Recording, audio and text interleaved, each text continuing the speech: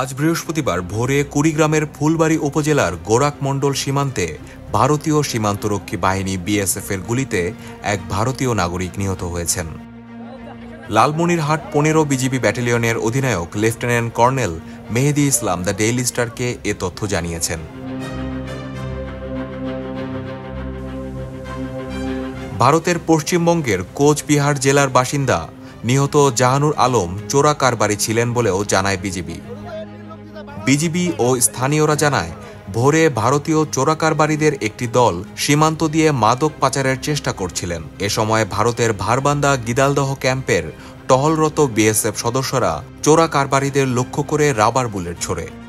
এতে ভারতীয় নাগরিক জাহানুর গুলিবিদ্ধ হয়ে জলাশয়ে পড়ে মারা যান। পরবর্তীতে পতাকা বৈঠকের পর সকাল ১০টার দিকে বিএসএফ মরদেহটি উদ্ধার করে নিয়ে যায়।